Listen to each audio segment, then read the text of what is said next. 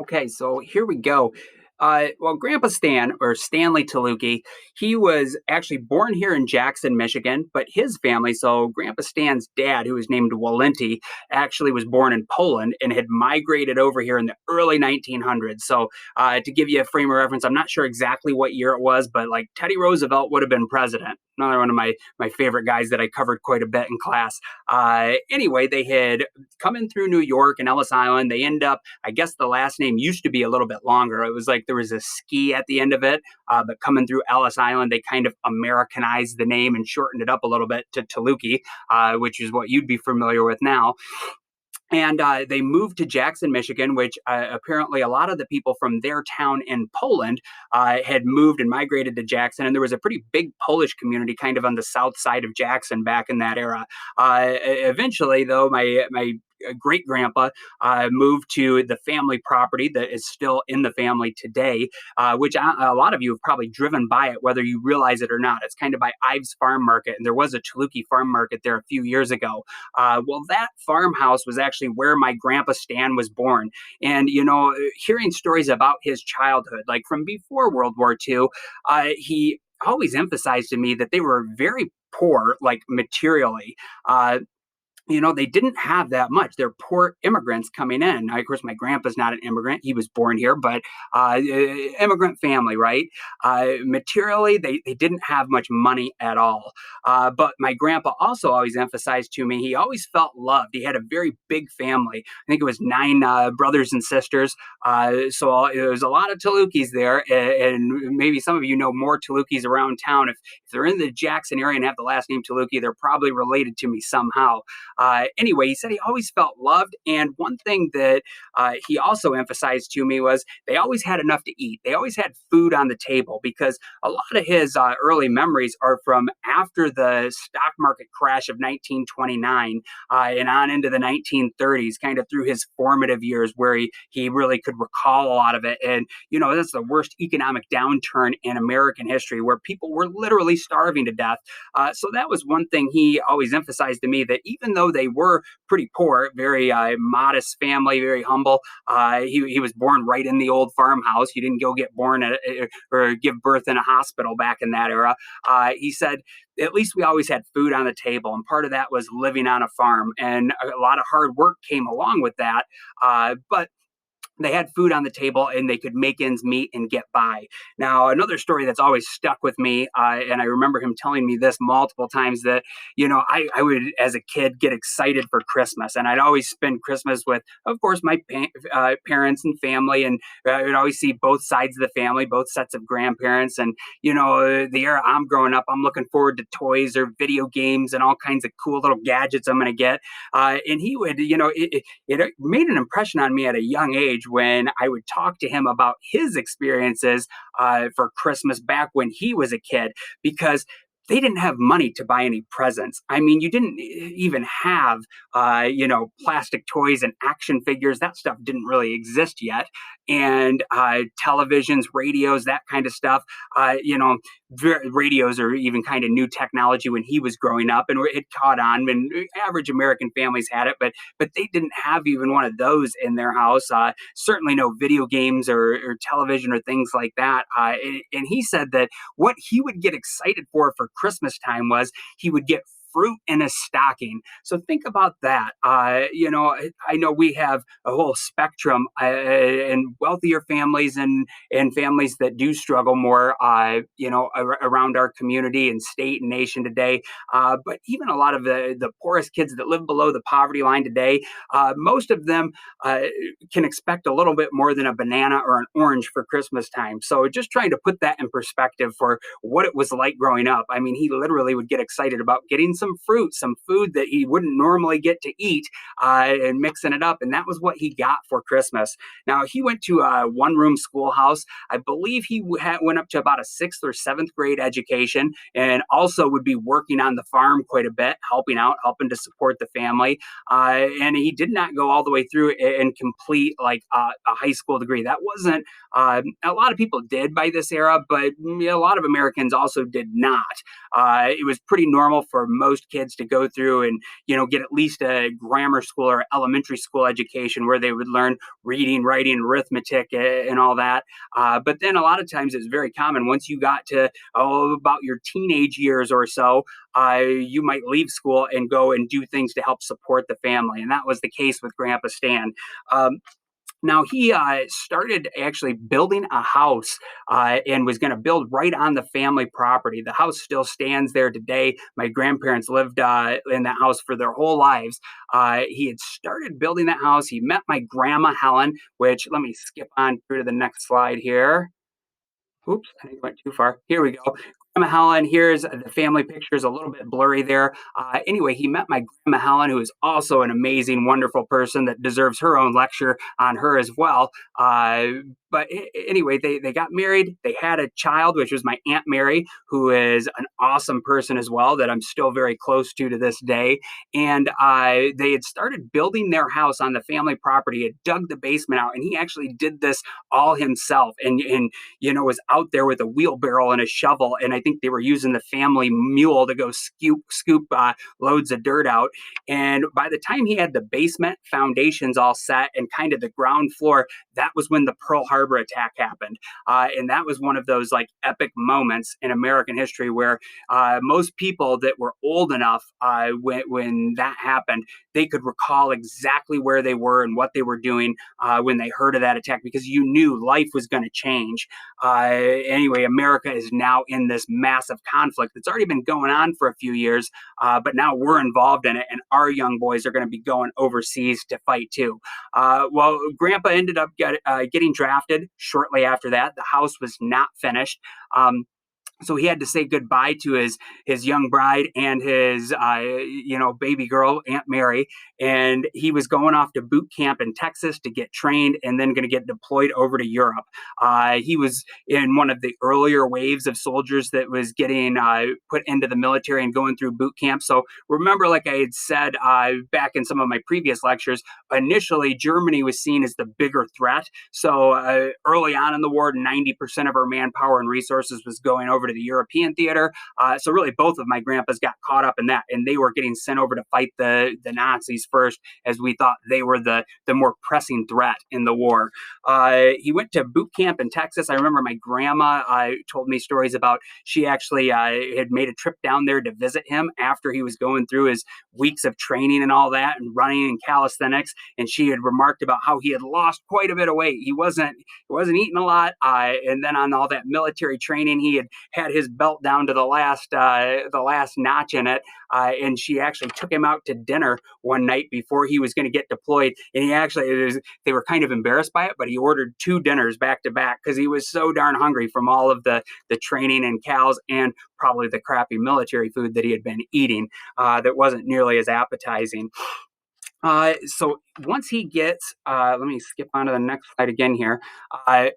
Once he is off fighting in the war and getting deployed, he is going to get stationed in Patton's Third Army. Now, you remember me talking about General Patton quite a bit. I remember my grandpa always remarking and giving me stories about how his general, who I think he held in pretty high regard and had a good opinion, a positive opinion of him, was nicknamed Old Blood and Guts. And the joke about that the soldiers would always tell was, it's our blood and his guts, because Patton was one of the most aggressive generals that we had, who was always pushing forward and taking the fight to the Germans. For what it's worth, too, I guess the German generals and leadership regarded Patton as our best general. Now, you might remember, too, Patton was a little bit of a controversial guy who got himself into trouble from time to time, and a lot of the other Allied generals actually didn't like him all that much. But apparently most of the soldiers that were in his units and division generally did like him and thought he was a good quality general. Anyway, my grandpa didn't know him personally because he was a machine gunner in the Third Army, it was called. So by the time my grandpa gets over there and is actually fighting, he spent some time stationed in southern England, but he really kind of joins into the fighting after the D-Day attack. So he wasn't part of like the landing at Omaha or Utah Beach, but shortly thereafter, a few weeks beyond, if you remember kind of that opening scenes and part of Saving Private Ryan, when we're pushing away from the beaches and on in through to northern France, that's when he would have joined up with Patton's army, when Patton basically got his command back, and they're out there fighting. So he would have fought through the Battle of the Bulge, and actually there's a list, a battle record right here. You probably can't read, but if you're ever interested, I could send you a copy of that where you could zoom in on it and you could see all the engagements his unit fought in throughout the war. So he was basically over there from like post D-Day on, seeing combat right on through to the end of the war. Let me give you a couple of his other stories. Now, from the time I was born on, from my earliest memories, Grandpa Stan always was hard of hearing, especially at one of his ears. Man, he just like, if you talk to him and happened to be sitting on that side, he would say, huh, and kind of give you a come again. And apparently he had major hearing loss from his experiences in World War II. How he had explained it to me was he was in combat situations numerous times, and once a German grenade went off right on the side of him. And those things, if you've never been around like a cannon explosion, or none of us would probably be around any grenades going off, but anything that's a really just massive explosion like that, man, it does give you some ringing, and you should be wearing ear protections ideally, because it does do damage to your hearing. And honestly, I don't see, as somebody that shoots guns quite a bit too, my grandpa was a machine gunner, and he had a 1911 pistol, which is a 45 caliber, and he would fire those weapons quite a bit. I have a 45 caliber pistol, and I fired it once or twice with my earmuffs off, and man, your ears will be ringing for hours. So these guys that were firing these guns just, all the time and around explosions, I don't see how any of them could hear after the war. I mean, most of them did, but I think a lot of them also had hearing loss from that, because this stuff was just so darn loud. And of course, back in World War II, out in combat, they weren't wearing any kind of ear protection or anything like that. So that was something that he took away from the war, was, he was a little bit hard of hearing for the rest of his life because of those experiences. Another story that I always remember him telling me that really kind of made an impression on me. I asked him if he had ever felt like he came close to dying over there, if he had any close calls. And he said, there a lot of times we were out shooting, we could see the enemy across the field. But the one time that I think that he actually, when he would tell me this story, he often would get a little bit choked up, and it would make him pause. He was out there stationed, and machine gun crews that he were on were like two guys. One guy, like my grandpa, was firing the gun, and another guy was helping to get ammo around and reload it. Well, they would cycle guys in and out, because obviously you can't fight for 24/7, day after day after day. You're going to get too exhausted. So you got to give your soldiers a break so that they can come sleep. Well, he was relieved one day after his shift by, he said it was a Latino guy that had come in that he was kind of friends with from the unit. He knew who he was, not best buddies, but a guy he was familiar with. And he was coming in and taking control of that machine gun, and that was going to be his post. So my grandpa and his partner cycled out of there. And about 8 hours later, after my grandpa had went and gotten some sleep and came back, and now it was his shift again, he showed back up, and the Latino guy, and I'm not sure about his partner, I guess he was just gone, but the guy that had relieved him was there dead, had been shot by the Germans. So my grandpa always, probably rightfully assumed that had he just had the opposite shift, if he had been, if that had been flip flopped, he probably would have been the one there lying dead, instead of, his comrade in arms, the guy that unfortunately I don't know his name. But anyway, I guess fortunately for Grandpa Stan and my family, it didn't pan out that way. Next up, I want to talk about POWs. Actually, before I get to that, I also asked my grandpa, like, did you ever shoot any Germans, like, out in the action? As a little kid, I wanted to know and hear those, like, action and kind of gory stories. And I'll say, a lot of soldiers will maybe have like PTSD, you might be familiar with, and their experiences in combat really scar them and change who they are. And it's also very common for a lot of veterans to not want to talk about their experiences at all. One thing I'll say, both of my grandpas were pretty open and upfront with me, and they actually liked talking about their experiences in the war. I also have a strong hunch that there was a lot of stuff he didn't tell me that he didn't want to tell, his little grandkid when I was 10, 12, 14, 15 years old, and talking to him about these experiences. And sometimes I'd actually catch Grandma Helen saying, you know what I mean, kind of cutting him off in the story. But as for did he ever shoot any Germans, he said, honestly, it was really, really hard to tell because there was a lot of times he was shooting at Germans that were off in the distance, kind of across the field. But as soon as his machine gun would start firing, they would all drop. So a lot of times he couldn't tell if he had hit them or if, even if a machine gun, if you were shooting in the air, they're going to drop and take cover because they don't want to get shot. So he said sometimes he thought he maybe got some Germans, but it was really hard to like actually confirm that you got somebody for the kind of combat he was experiencing. Now, later on towards the end of the war, remember I've talked about how the Germans and the Japanese had a very different mentality. I'm actually glad both of my grandpa's experiences were in the European theater rather than the Pacific theater, because some of the fighting from the Pacific theater just sounds I mean, all war is horrific and rotten, but man, we've talked about how the Japanese just would not surrender and they would fight to the last man. Fortunately for the Allied armies fighting in the European theater, even though Hitler had given the order that we're all going to fight to the last man and you fight to the death, your average German soldier wasn't going to follow that order. Culturally, they're fairly similar to us. And once they would get into hopeless situations, and I'm talking in the final few months of the war, lots of German units were surrendering and becoming POWs to the Allied armies coming in. And my grandpa said in the closing months of the war, his unit had taken tons of POWs, had lots of Germans surrender to them. Now, of course, when you would get German POWs surrendering, you have to disarm them first and you take things of value off of them. You want to make sure you have their pistols, their knives, and all that. Which actually I don't have a photo of this on the picture of him, but he did get, all soldiers were allowed to take one like German pistol with them if they were able to come across one or get one. And my grandpa had a really cool officer pistol, a German Mauser, a little kind of like almost like a little pocket pistol. It's a 25 caliber that your average soldier, enlisted man, wouldn't have had one of those, but officers did.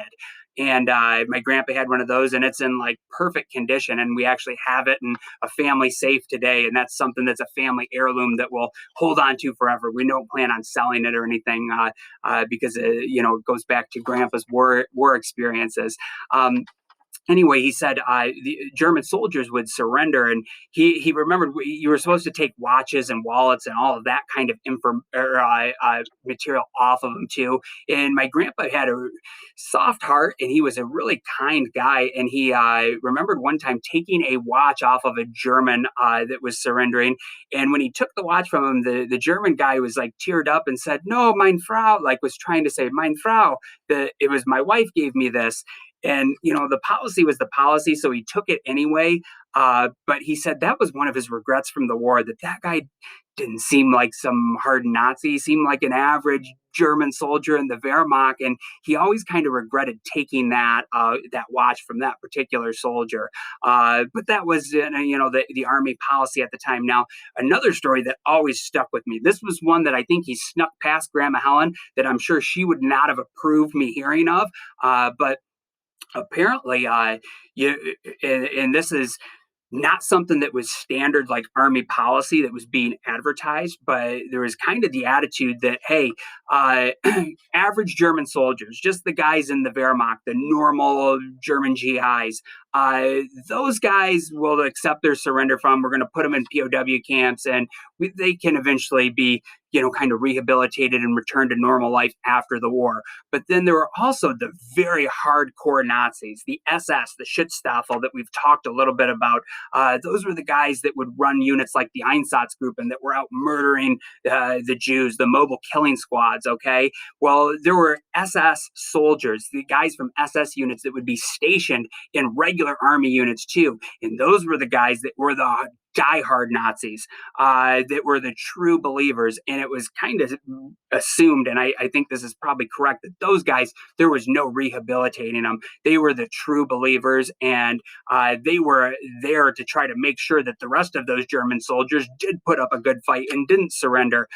Anyway, my grandpa said that it was really common when a German unit would surrender, that often the German soldiers would like point out guys that were in the SS, because the SS guys would not be wearing their black uniforms that set them aside, because they knew that would make them a target. So they would typically, even if they were in the SS, they would dress in a normal Wehrmacht uniform. And the German soldiers would actually point out who the SS guys were, because they didn't like them either. They thought they were rotten sons of guns too. And my grandpa told me that, the average German soldiers would be taken as POWs, put to the back of the line, and they're going to be in a prison camp until the end of the war, and they can get cycled out. But they would not put the SS guys in there, and they didn't advertise this, but he said his commanding officer would actually kind of ask him something like, any of you guys want to volunteer to take the trash out?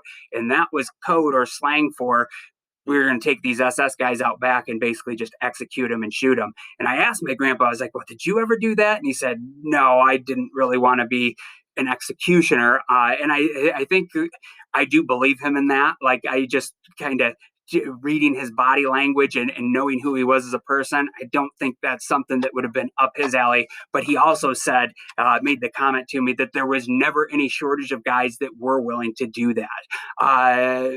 Anyway, hey, desperate times, desperate measures. And when we're talking about SS soldiers, they are the worst of the worst and pretty rotten guys. So no sympathy from me for any of them.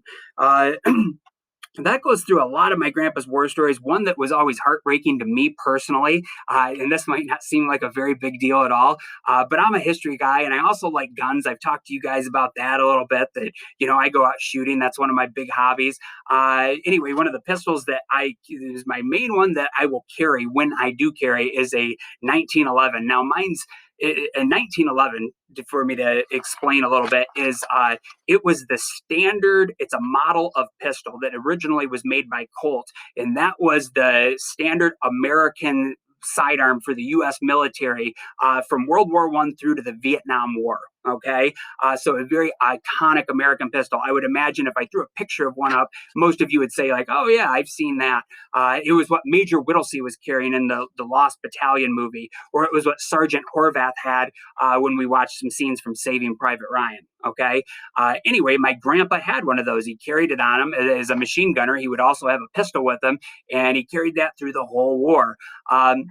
Well, I guess it was government policy at the time that, you could take one German souvenir pistol with you, or like some German armbands, like I have photographs of, and other souvenirs like that.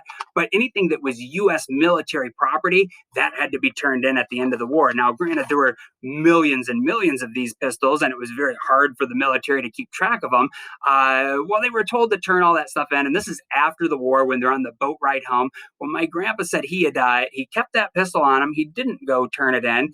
And he was they were back into the States, getting ready to unload off of the boat. And his sergeant came through and said, none of you guys better have anything on you. You shouldn't. We're checking you for pistols. We're going to like strip search you and stuff like that.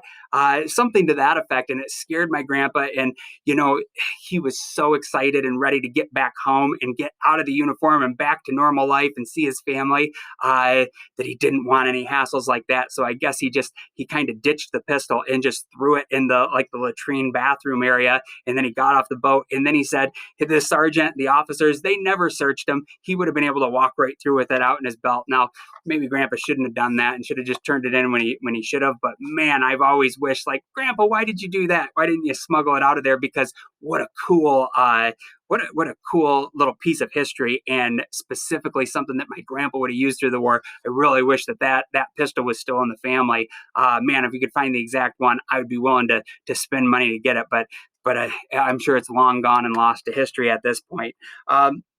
So, hey, that's the end of my grandpa Stan's story. Hopefully you enjoyed it. Now, like, after the war, he went on, a lot of soldiers don't want to talk about their experiences, and a lot of guys do get PTSD, and they can't adjust back to regular life. That was not the case with Grandpa Stan. He went on to lead an amazing life, lived up to 89 years old, had a wonderful family. My dad was born shortly after World War II, after Grandpa got back home, and he would be part of the baby boom generation because as all of these GIs are coming back home, all the soldiers are coming back from the European battlefields, they were all ready to get down to life, or not all of them, but most of them were ready to get back to life and go find a job, get married, or maybe a lot of them were already married, like Grandpa Stan was, and start having babies.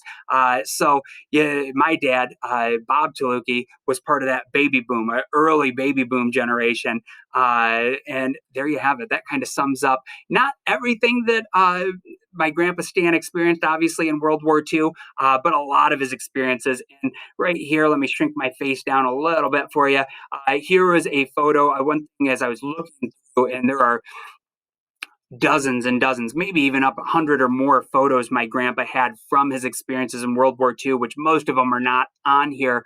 But here is one of some of his closest friends. And I will say, I've talked a little bit before about how going into combat and dangerous situations, most of those guys are real common experiences. Rather than thinking about lofty goals and about like protecting the world and making democracy safe, most guys that go into combat and their life's on the line, they feel like they're doing it for the guy next to them, and they develop really close bonds. They become bands of brothers with their comrades in arms, the other guys in their unit. And one thing I'll say, after looking through Grandpa Stan's photo album, man, it seemed like he had a lot of good friends that he made. Now those guys, I never met any of them and didn't know them, but it seemed like he made a lot of good friends over there while he was in the war.